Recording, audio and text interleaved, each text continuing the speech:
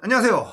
딱딱하고 재미없는 뉴스를 쉽고 재밌게 꼭꼭 씹어드리는 시사건건 홀스형입니다. 자, 이번에 다룰 이야기는 정경심 교수의 표창장 위조 사건, 이것이 공작인 증거 이야기입니다. 자, 이게 무슨 말이냐? 정경심 교수의 표창장 위조, 이 사건은요, 최성해 동양대 총장의 입에서부터 출발됐습니다. 나는 표창장을 발급한 적이 없다. 자, 여기서부터 출발한 사건이죠. 어찌 보면 이 최성해라는 사람의 입, 여기에서 나온 이 말 말고는 나온 게 아무것도 없는 그런 사건이었어요. 이게 윤석열 검찰의 공작이었다라는 증거에 대해서 말씀드리려고 합니다. 물론 이 증거라고 하는 것은 철저히 저의 주관적인 생각이니 판단은 여러분들에게 맡기도록 하겠습니다. 자, 이런 뉴스가 나왔어요.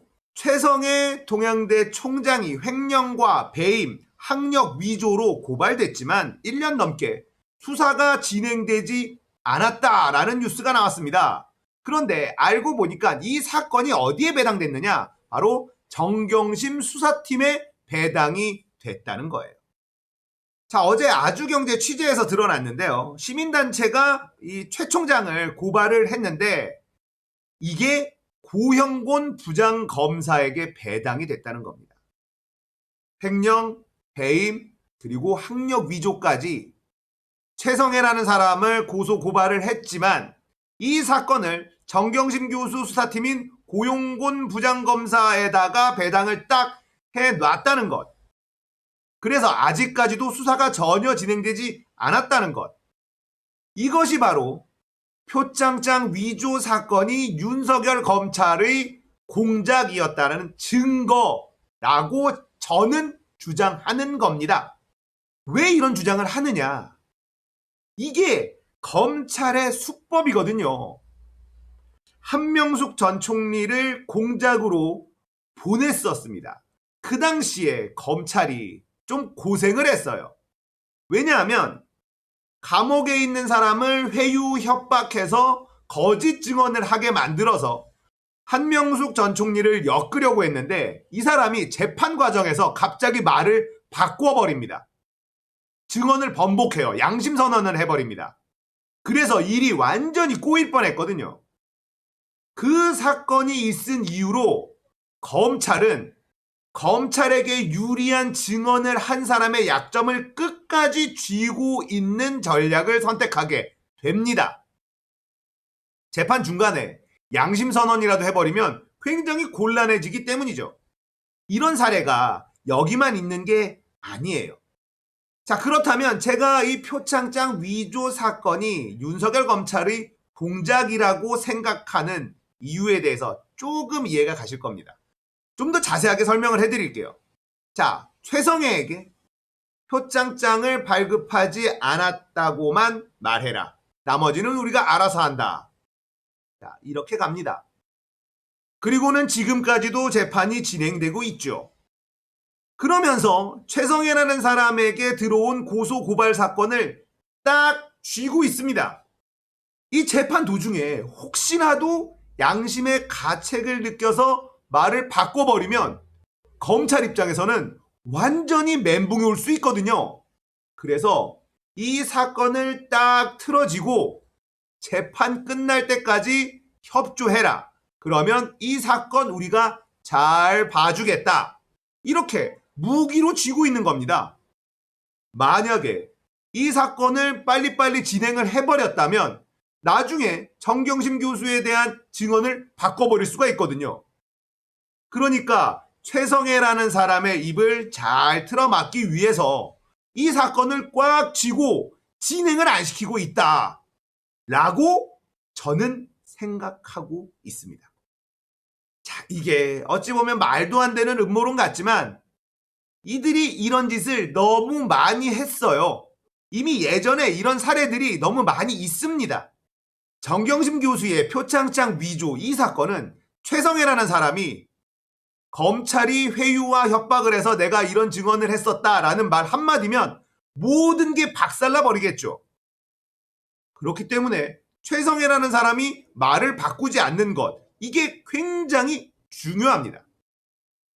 검찰은 최성해 사건을 손에 꽉 쥐고 있으니 최성해 입장에서는 약점을 딱 잡힌 거죠. 정경심 교수 재판 끝까지 협조하면 우리가 이 사건은 잘 만져서 편하게 풀어주겠다. 자, 이렇게 쥐고 있으면 최성해는 말을 바꿀 수는 없을 겁니다. 전반적인 모든 정황이 이 표창장 위조는 아닌 걸로 판명이 나고 있죠. 검찰은 결국 공소장에 쓰여진 대로 표창장 위조를 시연하는 것에 실패했습니다. 그리고 표창장 위조를 밝히는데 1년이라는 시간이 걸린다는 건 솔직히 말이 안 돼요. 재판부도 미심쩍은 이유가 바로 여기에 있습니다. 그냥 죽으라 이거예요. 니들 한번 죽어봐라. 얼마나 괴로운지. 수사받는 과정, 재판받는 과정 얼마나 괴롭겠습니까? 수사받는 과정에서 충분히 괴롭혔지만 재판부가 또 그걸 도와줍니다. 표창장 위조는 아주 단순한 사건이에요. 표창장을 위조했느냐 위조하지 않았느냐. 공소장에 쓰여진 대로 위조 시연이 가능하면 그건 끝나는 것이었습니다. 만약에 공소장에 쓰여진 것과 조금이라도 다른 것이 나온다면 그냥 무죄 판결 내리면 되는 정말 너무나 단순한 사건이었어요. 하지만 이 사건이 1년 진행됐습니다. 다른 굵직한 사건들 봐도 이렇게 1년 동안 재판이 진행되는 경우는 거의 없습니다. 검찰과 재판부가 조국과 정경심, 그의 가족들 진짜 니들 한번 죽어봐라. 이런 독한 마음을 먹지 않고는 이렇게 일이 진행되지 않는다. 이 말입니다.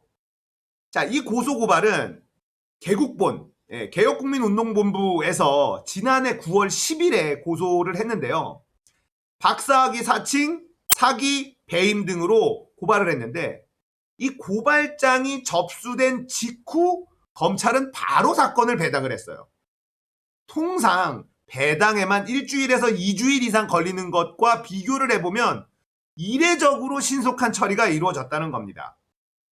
이것도 바로 이것이 공작일 확률이 매우 높다라는 증거예요. 자, 이 고소고발을 발빠르게 고용곤에게 배당을 딱 시켜놓고 자, 이거 무기로 쥐고 있어라. 이 말이죠. 최성해라는 사람이 말을 바꾸지 못하도록 이거 꽉 쥐고 있어라 라고 바로 배당을 해버렸다는 겁니다. 그리고는 아예 수사를 하지 않고 있습니다. 여러분들은 어떻게 느끼세요? 제가 하는 말이 너무나 말도 안 되는 음모론처럼 들리시나요? 충분히 그러고도 남을 놈들이다 이런 생각 들지는 않으시나요? 자, 오늘은 표창장 위조 사건이 윤석열 검찰의 공작이라는 증거에 대한 이야기였습니다. 물론 지금 제가 말씀드린 게 이거는 빼박 확실한 증거구나 우와 대박이다 이 정도까지는 아니에요. 하지만 이것만 놓고 본다 하더라도 이들은 충분히 그러고도 남을 놈들이기 때문에 제 생각을 여러분들에게 정리해 드린 겁니다. 우리가 검찰이 흘린 정보를 언론이 과대 포장하고 해석해서 막 뿜어내는 이 상황에서 흔들리지 말아야 된다. 저는 이 말을 하고 싶었습니다. 자, 오늘 이야기는 여기까지예요. 공감되셨다면 구독, 좋아요, 알림 설정 부탁드릴게요. 감사합니다.